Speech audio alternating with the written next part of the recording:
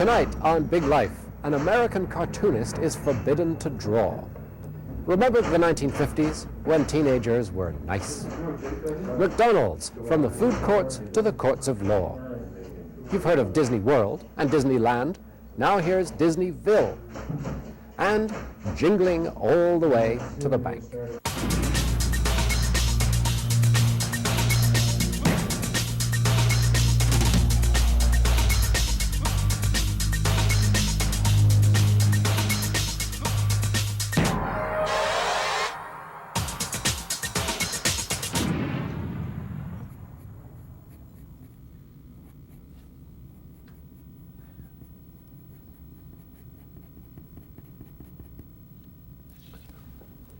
How many kids did you know in class who were losers or weirdos and whose only means of communication was doodling? And of those, how many went on to actually publish their doodles with some degree of success, and then be convicted on obscenity charges and forbidden to ever doodle again? That's what a Florida court has told cartoonist Mike Diana in the first such case in United States history. He's been forbidden, among other things, to approach anyone under the age of 18 and to submit to random house searches by the police should inspiration strike him again. Diana scribbles blotty, violent images collected under the zine title Boiled Angel. They've been described as cruel, evil, scatological, useless, and inhumane, although the New York Times, for one, was hog wild for his work. He defends them as merely reflecting certain cruel realities of society, as we'd rather not know it. Having done some time in prison, Diana recently moved to New York City, where he's building up support for a federal Supreme Court appeal. How you doing? All right. Say, you draw some pretty disturbing comics. How did you get started doing that thing? Well, I first started my comics drawing them when I was in high school, and I'd pass them around my class, and all the students really liked them. Of course, the more grosser and kind of disgusting I made the comics, and the more the students would enjoy them, it seemed. What kind of comics were you reading at the time that you might call your earliest influences? Oh, I liked the old EC comics, like the horror comics, Tales from the Crypt. Right. I used to get Mad Magazine sometimes. And I like Basil Wolverton's artwork. Right. He always drew these like weird monster heads and things. I've always enjoyed Robert Williams' work too. What was the first contact you had with the law? Well, the first time I had contact with the law was 1991, and I had just printed my Boiled Angel number 6, and on the cover I showed a man with an erection cutting a girl open and pulling a fetus out, and I had only sent out maybe 10 copies, and Florida Department of Law Enforcement got a hold of a copy, and they came to visit me when I was living with my mom and told me because of my homemade zine that I was a suspect in the Gainesville student murders. And there'd been a serial killer that killed 5 students in Gainesville. So they assumed I did it because of my drawings. How does the idea of community standards play in an assessment of obscenity in the States? Because like here we had this punk band about 5-6 years ago called the Dayglow Abortions. Police laid charges in Canada's first ever case of this type. Punks are a violent breed. They're more violent than most of us are, but they do serve, I think, to remind us of how violent our own adolescent angst was. In the end, they were exonerated. It was okay. Obviously, you were convicted. How does it work down there? Well, in Pinellas County, the community standards are made up of the jury, and unfortunately, I'm not able to get a jury of my peers like I'm supposed to. The jury was an average of like 40 to 50 years old, and they knew nothing of underground comics, and their idea of art was like pretty paintings of a beach scene or needlepoint or something.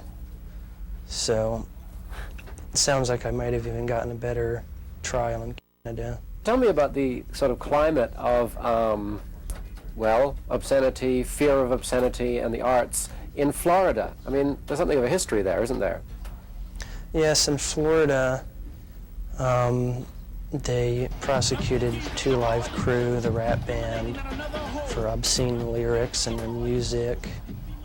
I know they arrested Jim Morrison in Dade County years ago for showing his genitals. On stage. Yeah.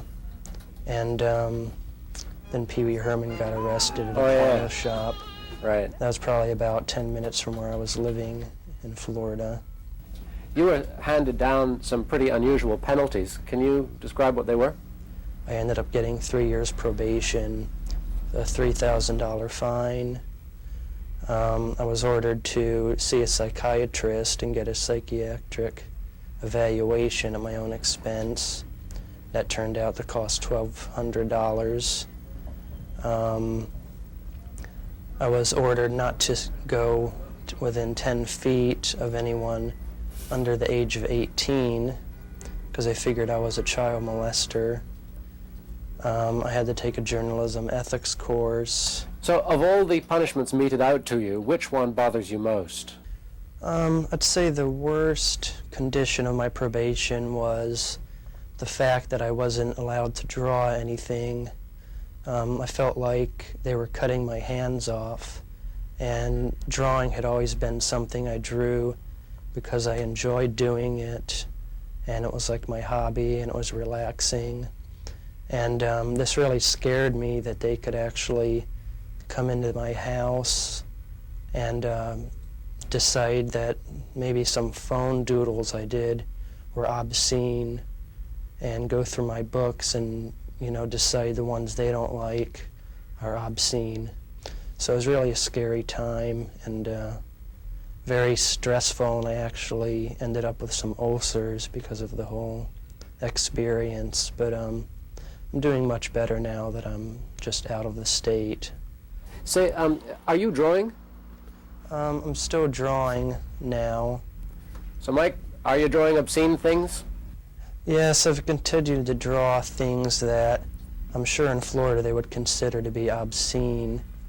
Well, you know, some people are going to look at this stuff and they're just going to say, why? You know, why? So, why?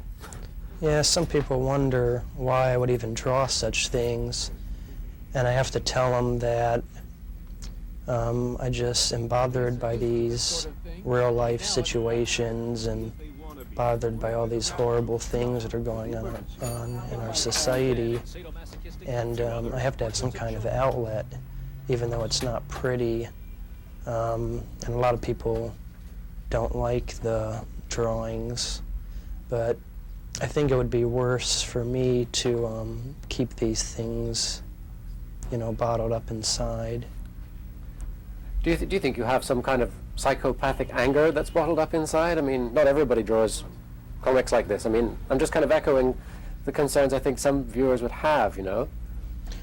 You know, I'm really a gentle, nice person, and I wouldn't say I have a lot of anger inside. I do have anger towards, like, these real-life happenings and how these problems continue to go on decades, and I was upset, you know, about the Florida decision and being put in jail. What do you think this means for other comic book artists in America? Well, I think this, my conviction is really a dangerous thing for other comic artists because I'm the first cartoonist ever arrested in U.S. history. And when that first thing happens, and it's going to make it easier for the same thing to happen to other people. Okay, Mike, we know that you've moved to New York. What else has changed? Where is your case now? Unfortunately, I just lost my first appeal. The judge upheld 2 of the convictions and dropped the advertising obscene material conviction because of a technicality. So I'm still charged with 2 counts of obscenity. And next, it's going to be submitted to the U.S. Supreme Court. Well, Mike, I do think it's cruel and unusual punishment, and I hope you get through this. And I look forward to future issues of Boiled Angel. Yeah, thank you. Okay, cheers.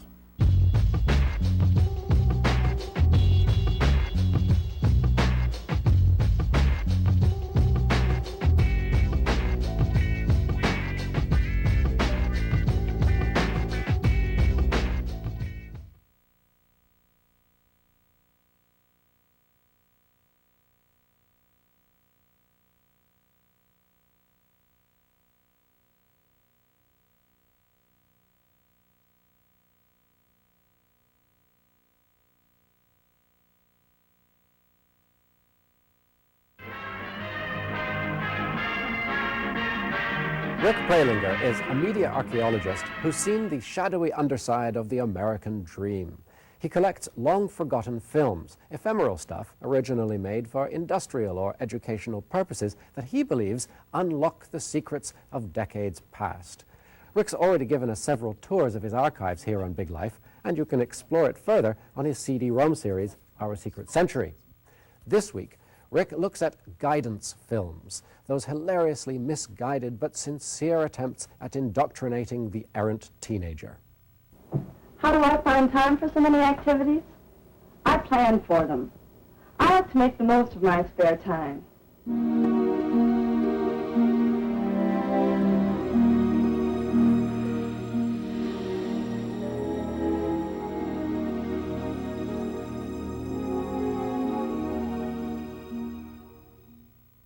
World War II came and went and left America with a real family values problem.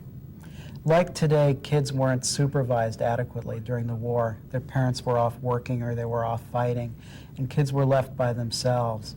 And a lot of startling things began to happen. They began to experiment with drugs. They became sexually adventurous. This is when we had victory girls, who were teenage girls that dated servicemen. And they got out of control. And so a nationwide crusade was launched after the war to train kids how to be kids again. Oh, here, let me do it for you, Ethel. Thanks, Bill. That's okay. Cupcake? There's a seat over there if you have everything you want. I certainly do. Tell me, I haven't seen very much of you lately. What have you been doing? Oh, well. And all of these social guidance films, and we have about 200 that were made between 1945 and 1960, were built around the idea of training kids to be polite, well-behaved, predictable animals. A film like Are You Popular, for example, isn't just about popularity. In fact, what it says is that popularity is the reward for good behavior, and it's a veritable textbook of how to be a perfect teen, 1947 style. Now, why did they invite Carolyn to join their group when Ginny wasn't welcome? Is it because they like the way she looks and dresses? Because she seems as interested in girls as in boys? Because they've heard no scandal about her?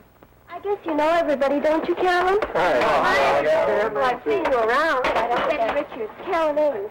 Betty's the lead in our class play. Oh, yes. I looked in on your rehearsal yesterday. We're all in on it in one way or another. I'm on the costume committee. And Jerry and I are stagehands. 2 among a dozen or so. How about you, Wally? Where do you fit in all this? Well, I'm a one-man team that does a job with no glory attached. I gather the props together, and boy, what a headache. One of the greatest scenes in Are You Popular is when Wally's brought up to meet Carolyn's parents, and they try to make conversation, and they do it so well, so flawlessly, that every word is scripted. You can't ever imagine real people behaving that way. Mother, are you busy? I'd like you to meet my father. Dad, this is Wally Johnson. Well, hello, Wally. How do you do, Mr. Ames? Here I am, darling. And I suppose this is Wally. That's right, Mrs. Ames. How do you do? Well, it's nice meeting you.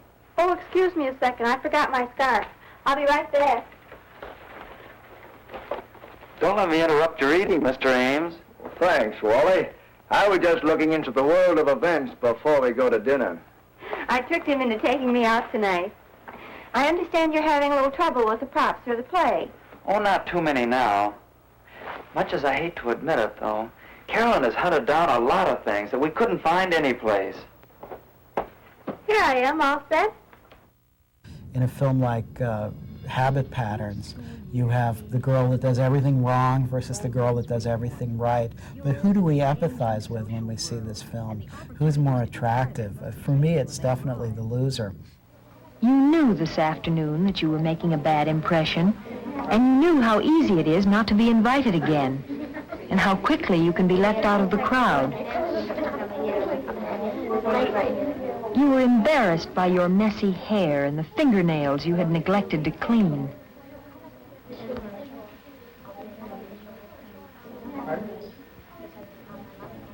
You worried about the spots on your sweater, Barbara. But what really showed up were your habits. You didn't find it very pleasant comparing yourself with the others. What? I said, what do you think? You weren't listening. You seldom do. It's a habit of yours. And these films also hint at a dark side, something hidden that we can't quite put our finger on. Toward Emotional Maturity, for example, is about the hidden emotions of teenagers and how they're very often ugly. Then there was the night your schoolmates shared a different, ugly emotion. Hate. Everybody was whooping it up at the rally. The excitement about the coming game built up to a frenzy of enthusiasm. Then someone started a whispered rumor that twisted excitement into something else.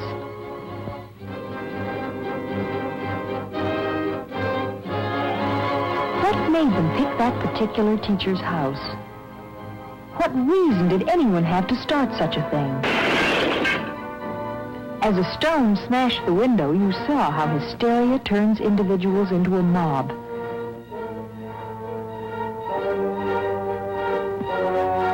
You were amazed to see sudden impulses rob normally decent people of their values.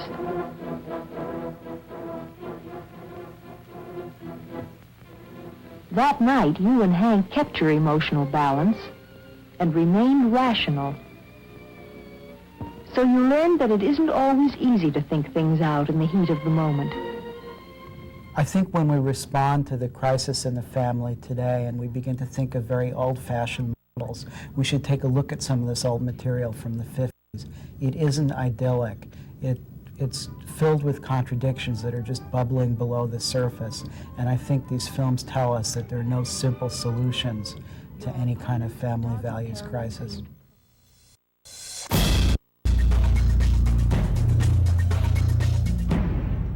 Last season, we featured a group of culture jammers, underground Canadian artists fighting the massive presence of corporate